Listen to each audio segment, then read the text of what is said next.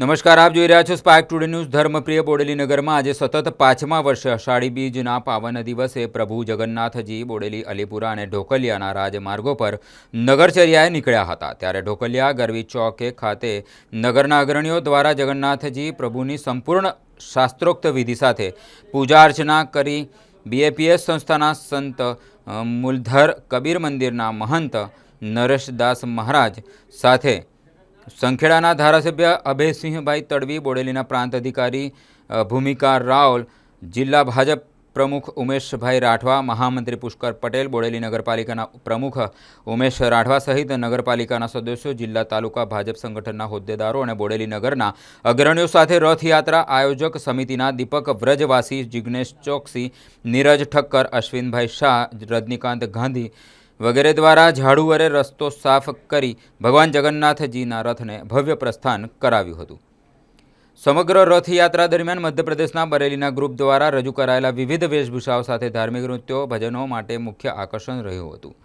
પોલીસના ચુસ્ત બંદોબસ્ત સાથે જગન્નાથજીની રથયાત્રા ઢોકળિયા ગરબી ચોકથી નીકળી બોડેલીના રામજી મંદિર થઈ બોડેલીના માર્ગો પર ફરી બોડેલી પોલીસ સ્ટેશન પહોંચી, જ્યાં બોડેલીના એડિશનલ ડિસ્ટ્રિક્ટ અને સેશન્સ જજ એસપી શંકર, એડિશનલ સિવિલ જજ, ચીફ જ્યુડિશિયલ મેજિસ્ટ્રેટ યુડી જાંબુ તથા છોટાઉદેપુર જિલ્લા પોલીસ અધિક્ષક ઇમ્તિયાઝ શેખ દ્વારા પ્રભુ જગન્નાથજીની આરતી ઉતારી રથયાત્રાને આગળ પ્રસ્થાન કરાવાયું હતું। ત્યાંથી રથયાત્રા આગળ વધી અલીપુરા રામચોક થઈ ખોડિયાર માતાના મંદિરે સંપન્ન થઈ હતી, જ્યાં રથયાત્રામાં જોડાયેલા તમામ ભક્તજનો માટે આયોજકો દ્વારા મહાપ્રસાદીનું પણ આયોજન કરવામાં આવ્યું હતું। ભક્તોએ મહાપ્રસાદ લઈ કૃતજ્ઞતા અનુભવી હતી।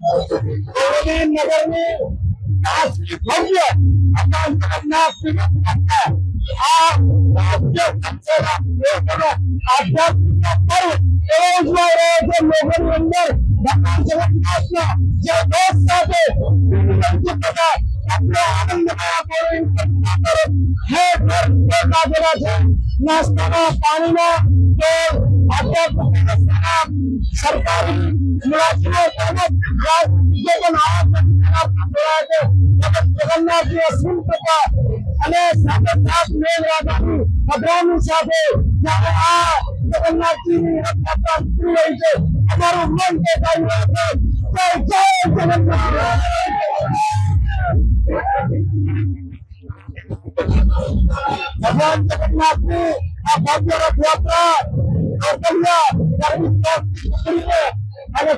माता